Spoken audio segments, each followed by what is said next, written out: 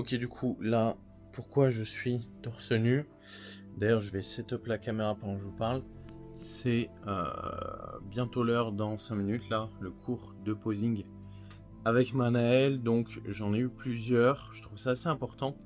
J'en ai déjà parlé, je pense, mais voilà, de prendre le temps d'apprendre le posing. On fait pas des compétitions de bodybuilding tous les mois. Donc, avoir un bon posing, c'est important. Là, on a fait pas mal de cours. Là, j'en ai fait 4 ou 5. Donc, mon niveau a bien évolué par rapport au début où j'étais vraiment éclaté au max. Donc, j'ai appris les pauses, les transitions. Donc, je me suis amélioré là-dessus. Là, on va voir un petit peu la routine de posing, que j'en sache un peu plus et qu'on setup ça et qu'on améliore les pauses et les transitions, parce que faire des transitions c'est bien, faire des pauses c'est bien, mais arriver à faire les pauses avec les transitions c'est important. Donc voilà, plus la routine. Donc voilà, je pense que je vais laisser la caméra tourner quand je vais commencer. Je vais me prendre un peu d'eau et ça sera l'heure de commencer. Posing terminé, ça m'a épuisé. Je suis assez KO là. C'est vrai qu'avec les calories qui drop, je sens qu'au niveau du posing c'est plus chaud. Donc ouais, plutôt content. On a revu du coup les transitions sur les pauses, principalement les pauses en elles-mêmes, et un petit peu rapidement la routine pour après. Donc routine de présentation. En fait, on a deux routines à faire, routine de présentation et routine individuelle. Donc il y en a une qui dure 30 secondes à peu près et une minute. Donc voilà, tout simplement. Moi, du coup, là, je vais bosser un petit peu. Donc ça me permet, au moins le cours de posing me fait passer 45 minutes. Donc là, je vais tout simplement continuer à travailler. Et après, on se retrouvera, je sais pas, un peu plus tard, peut-être pour un training ou directement pour le prochain repas, ma collation. Et voilà, que j'ai un petit peu changé d'ailleurs cette semaine, mais on continue sur la bonne voie. Et je vous ferai aussi l'update. D'ailleurs, désolé, j'ai pas énormément d'énergie, donc je suis un peu, déjà que je suis pas un mec ultra speed. Donc là, le fait d'avoir moins d'énergie, c'est encore plus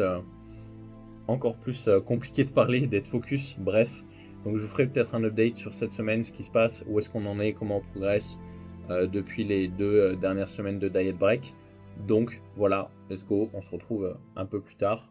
C'est parti. Ok guys, du coup là, on se retrouve pour le repas numéro 3. En ce moment, j'essaye d'ajuster un petit peu comment sont structurés mes repas, tout simplement parce que il y a des repas où parfois je n'ai pas de source de glucides et parfois j'ai beaucoup de glucides. J'aime beaucoup manger notamment une bonne portion le matin, vu que je vais m'entraîner à jeun. J'aime bien avoir un porridge d'environ 110 grammes d'avoine. Et là, je suis en train de tester d'avoir un peu moins de glucides sur ce repas-là le matin, pour en avoir un peu plus à la collation et ajuster les volumes pour que j'ai quand même du volume sur les 2 repas. Donc là, j'ai tout simplement le Ninja Creamy où je mets de la Clear Whey goût fruits rouges de chez Toute la Nutrition. Le lien est en description. Vous avez moins 20% avec le code FITVAL. Ça vous permet de faire des économies et de me soutenir, mais surtout d'avoir un creamy qui est vraiment vraiment excellent. Le goût est légendaire. Et en plus de ça, du coup, j'ai un porridge avec 55 ou 60 grammes d'avoine, je sais plus exactement, et 35 grammes de whey que je mets en whey paste. Donc là, j'ai vraiment mes deux collations préférées, sachant que le porridge, c'est vraiment moi ce que je préfère. Si je pouvais en manger tous les repas, 150 grammes d'avoine, je le ferais, mais c'est pas le cas. Donc voilà. Et du coup, avec ça, je vais avoir des fraises, pas du tout, du sel. Donc voilà, au moins je mange ça. L'avoine, le porridge, j'ai du sel et je kiffe tout simplement. On va faire quand même une petite prise. Hop, let's go. Là, j'ai une bonne texture comme vous voyez. Ça fait pas le focus. Ok.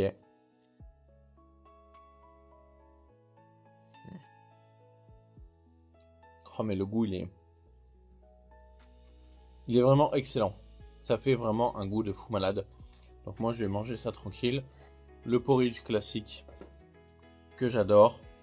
Et let's go, on se retrouve un peu plus tard. Pas de source de lipides, je crois, sur ce repas. Vu que j'en ai eu déjà ce matin. Donc, pas de source de lipides, non. Donc voilà, directement. Prochaine séquence, à plus tard.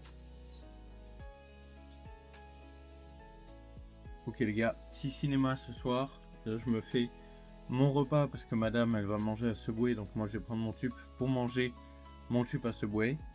Là, petit Capri Sun sans sucre. Si vous ne connaissez pas les gars, branchez-vous Capri Sun sans sucre, c'est une folie. Et petit outfit, petit haut sympa, chill, pantalon noir. Et puis on va aller voir un film, je sais même plus ce que c'est. C'est madame qui a choisi, mais voilà, au moins on mange, on passe la soirée devant un petit film avec le Coca Zéro. Et on sera super bien. Du coup les gars, pour manger dehors c'est hyper simple, mon tube est prêt. Et c'est hyper simple, regardez. Hop, je règle la caméra. Là j'ai mis le tube dans un sachet au cas où. Le tube va dans le petit sac. Hop. En live. Tac. Voilà, là j'ai plus qu'à fermer. Et puis on sera bon pour partir. C'est parti. Let's go. Je vais me prendre un Pepsi Max à Subway parce que je sais qu'ils n'ont pas de Coca Zéro. Et on sera déjà au max. Donc let's go. Moi je vais manger. Je sais pas si je vais vous filmer. Mais l'anticipation c'est la clé. Let's go. Toujours bien équipé. Le sac à dos. Let's go, c'est parti. On prend la Vago et on va manger. Puis après on va au ciné. C'est parti.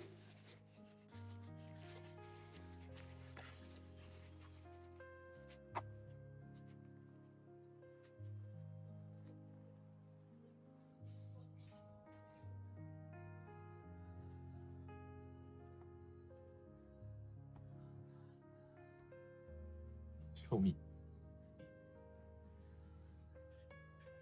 Ok, du coup, j'espère qu'on m'entend bien avec le tapis. J'essaie de gagner du temps pour faire mes steps. Là, on est le lendemain du coup de ce que vous avez vu quand je suis allé au ciné, etc.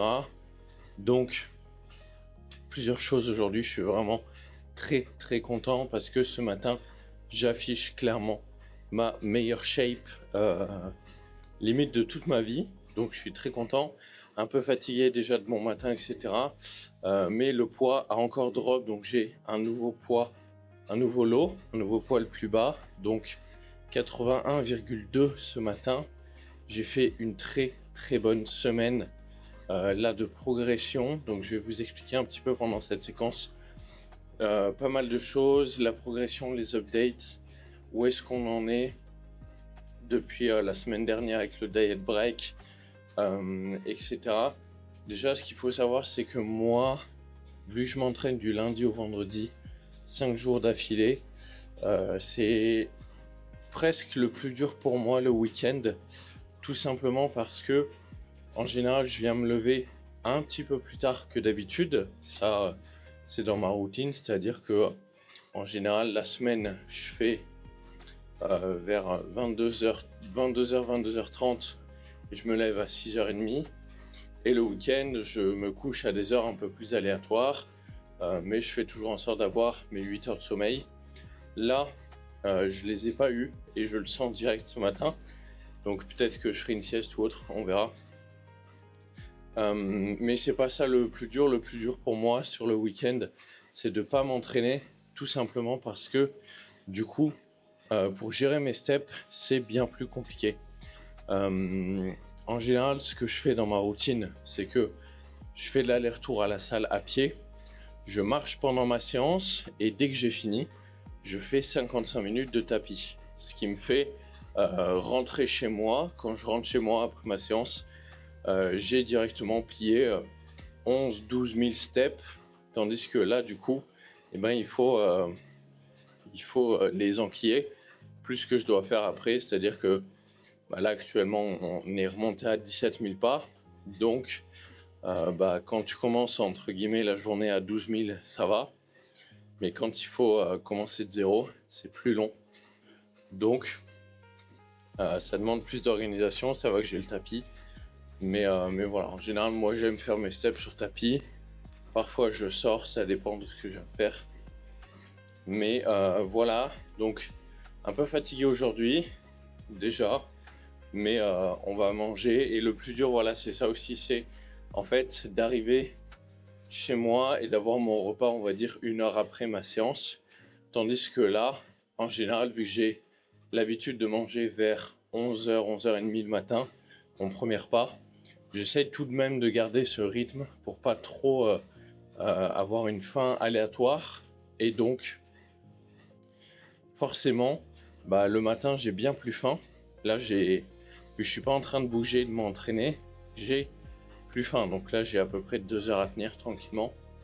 Je vais en profiter pour travailler, faire des bilans, etc. Mais forcément, du coup, la gestion est différente. Donc voilà. Quoi dire d'autre? Cette semaine, du coup, le diet break c'est terminé.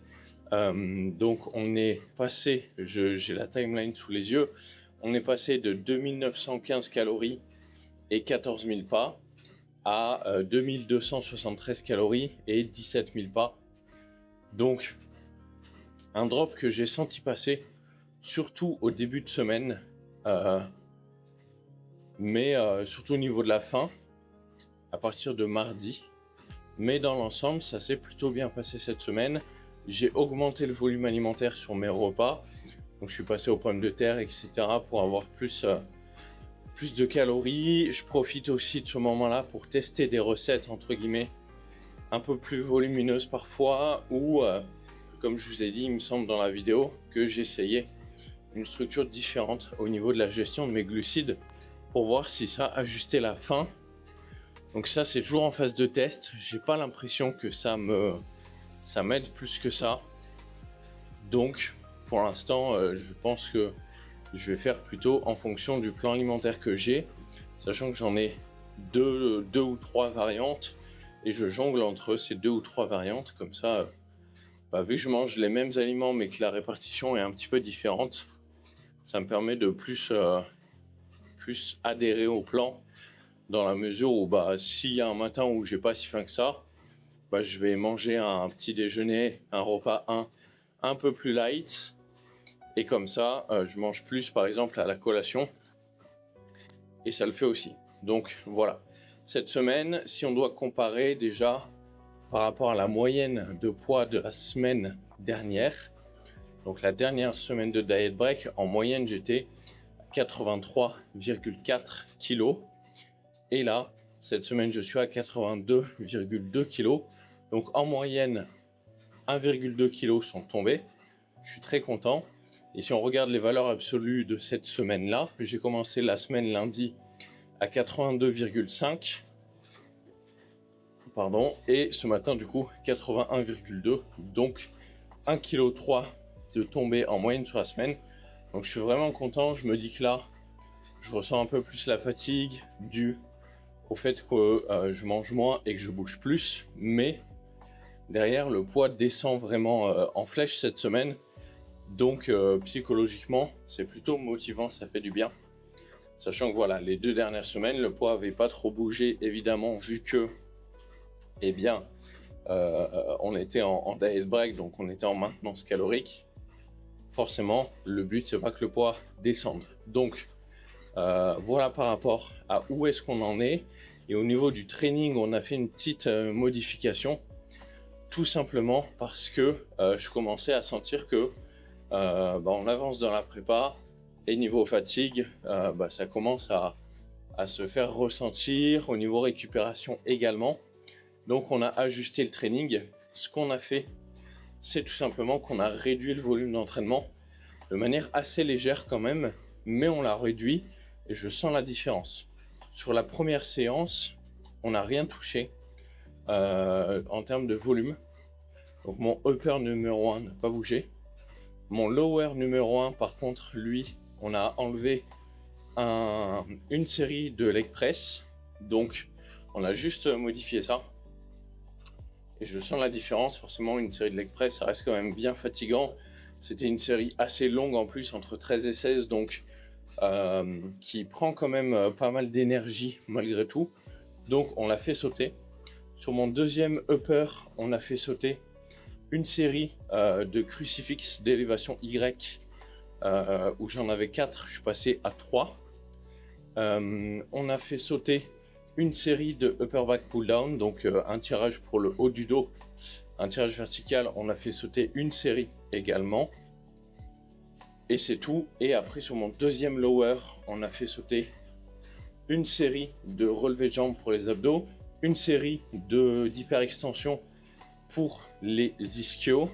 Pour le dernier upper, on a fait sauter une série de lat pull down, une série de rear del throw, donc pour tirage horizontal pour l'arrière d'épaule, et également on a fait sauter un set de incline Smith, donc pour le haut des pecs, ce qui fait que 3 séries en moins, ça fait vraiment du bien.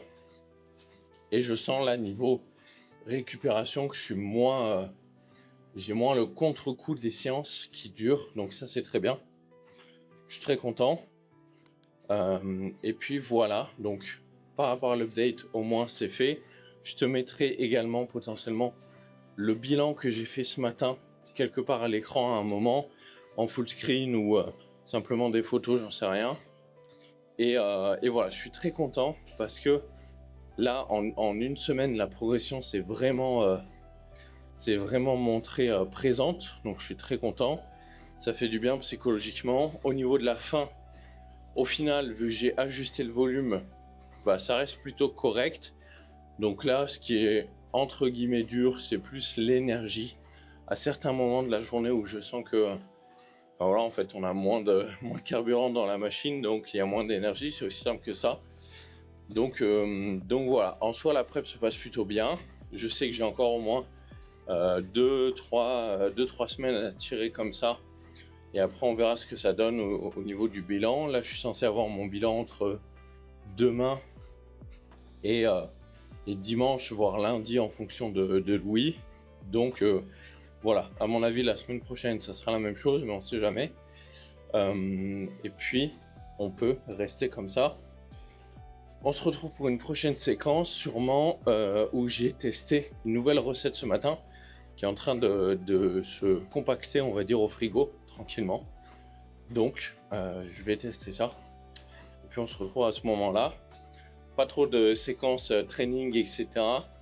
Parce qu'au final, j'ai besoin de me focus pendant mes séances. Mais la semaine prochaine, donc dans la prochaine vidéo, il y aura certainement du training, etc. Tout simplement parce que je suis en déplacement. Donc ça va être intéressant aussi.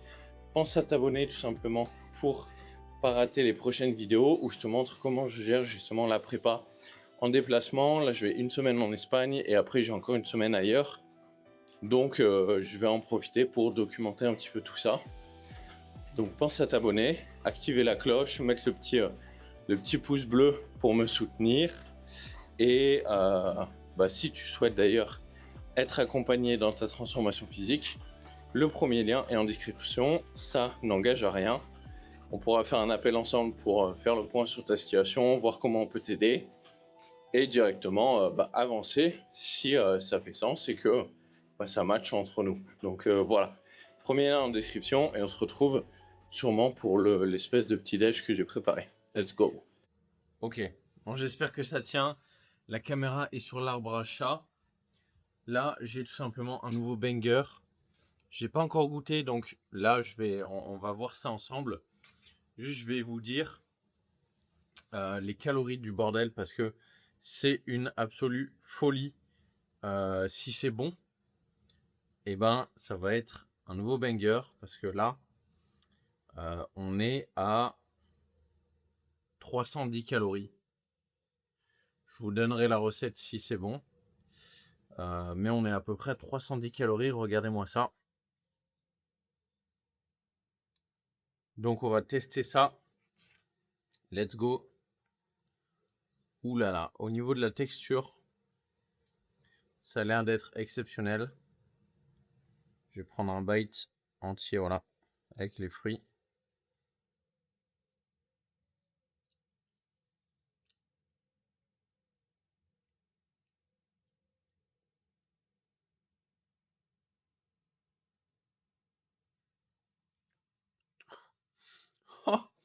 En vrai de vrai. Attends, faut que je regoute là. Avec les fruits, hein.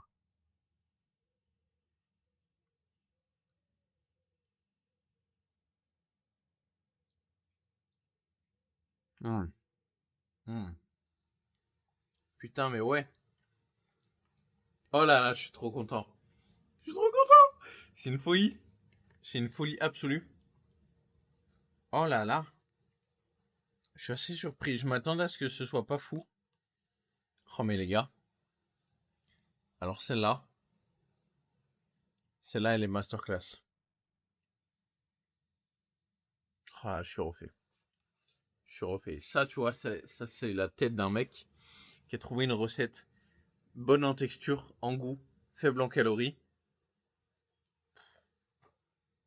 C'est exceptionnel. Je sais déjà comment l'améliorer pour qu'elle soit encore meilleure. Ah mais là, je vous ai posé là avec la caméra pour faire le taste test. Mais là, vu que c'est un banger, je vais me poser, faire mon petit rituel où je mange tranquillement mon repas. Mais là, c'est une folie. C'est une folie. En plus, ça a une belle tête. Non mais, bon allez, je vais manger ça tranquillement. Et on verra si je vous partage ça dans cette vidéo ou une prochaine. Ok guys, du coup, je suis bien rentré du centre-ville. J'y suis allé cet après-midi et j'ai fait un petit achat parce que j'ai flingué ma balance, mon pèse-personne. Non, pas mon pèse-personne, celui-là, je l'ai déjà changé. J'ai flingué ma balance alimentaire. Donc, je l'ai fait tomber, elle a lâché. Enfin, quasiment lâché, elle fonctionne encore un peu, mais bon. Donc là, je me suis acheté une nouvelle balance. Balance de précision. Faut que je vous la montre parce que c'est un banger. Ça va pas intéresser tout le monde, mais ça reste cool pour ceux qui aiment bien le vrai matos d'équipement, précision, etc. Donc là, on a une balance Terraillon. Même marque finalement que mon pèse-personne que j'ai changé récemment, de précision également. C'est important d'avoir du matos de précision pour être précis, tout simplement. Donc, quand je dis précision, c'est tout simplement que là, elle va jusqu'à 0,1 g de précision et elle pèse elle peut peser jusqu'à 5 kg, donc c'est suffisant. Avant de foutre 5 kg sur un repas, il y a de quoi faire. Donc voilà, et ce que je voulais vous montrer, parce que c'est une balance un peu particulière, enfin qui est très pratique, je vais vous montrer ça directement à la caméra. Donc en fait, on va avoir une surface complète. Ici, hop, si je baisse, toute la surface en fait permet de peser. Donc là en fait, on a le socle en dessous, qui est la base. Vous voyez, c'est séparé en deux là au milieu. Et toute cette partie-là permet de peser, contrairement à l'ancienne que j'ai là, qui est un peu dégueu d'ailleurs. Mais c'est-à-dire que ça, c'est la base pour peser. Et si on dépasse, eh ben, ça passe au-dessus et on voit rien au niveau de la valeur. Donc si mon steak, je le mets là, bah, ça va peser, mais je vois pas. Là, directement, en fait, toute la surface permet de peser et elle est vraiment beaucoup plus précise. Donc en fait, c'est beaucoup mieux pour mettre une assiette. C'est limite encore mieux que ce genre de balance-là que j'ai, où en vrai elle est bien, mais elle n'est pas précise celle-là, par rapport à celle-là.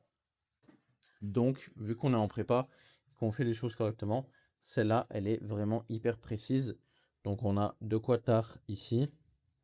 Et bon, forcément, s'il n'y a rien dessus, ça va pas tard.